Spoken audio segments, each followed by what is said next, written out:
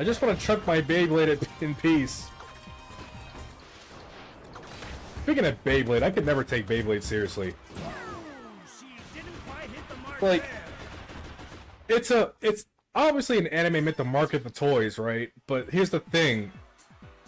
Every, like, series has, like, an antagonist, and Beyblade is no different. So, how is it that they have evil organizations or whatever that want to take over the world or destroy it using spin tops?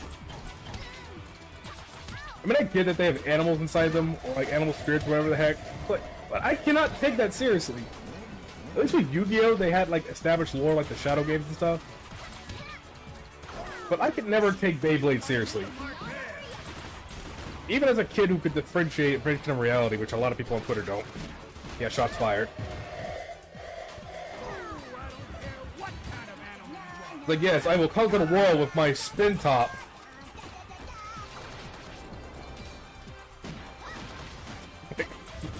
That somehow sounds more ridiculous than trying to take over the world playing a children's card game. At least with the way Yu-Gi-Oh handles it versus Beyblade. Yeah, I agree about Beyblade with the one time they enhanced Bit Beast with tech, like Team Russia did. Yeah. Honestly, I don't really care what they try to do to make me take Beyblade seriously. I never will. At the same time, though, I'm not gonna bash anybody who likes Beyblade, because it's not this. What I'm saying is not really meant to me like attacking anybody who's a fan of it. I'm just stating why I particularly wouldn't I get into Beyblade, because my immersion is broken just by the fact that they're using like weaponized tops. Meanwhile, they were like the stakes in Yu-Gi-Oh! You can actually believe that, considering they have Millennium items and all that magic and whatnot. And not to mention there was lore behind the card game, like in universe.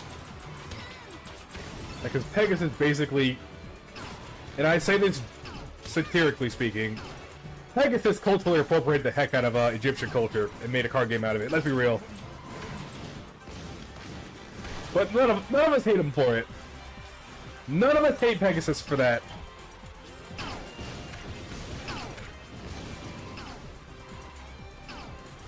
Like, Yu-Gi-Oh! Is a freaking cultural phenomenon.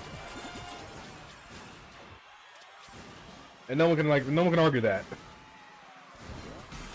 It's just crazy how, Yu-Gi-Oh! Used to be real simple, but now you have to...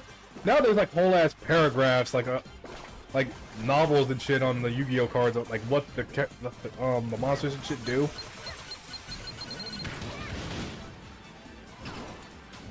Like, it's crazy how much they can put on one card. Like, who's reading all this? Like, you have to, like, go to a Yu-Gi-Oh! Tournament with a magnifying glass at all times?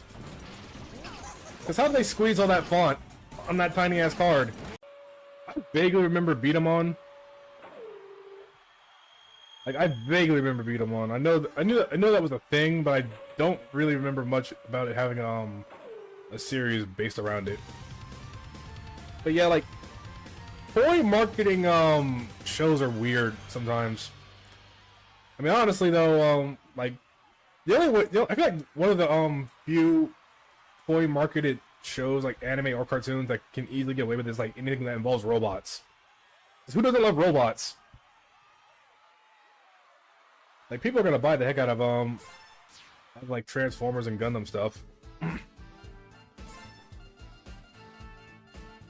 Like, you could easily enjoy one medium without the other.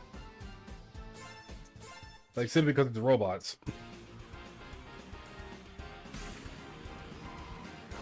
Speaking of robots, can you believe, Electric Dragon 505 really said that Metabot is a Pokemon ripoff?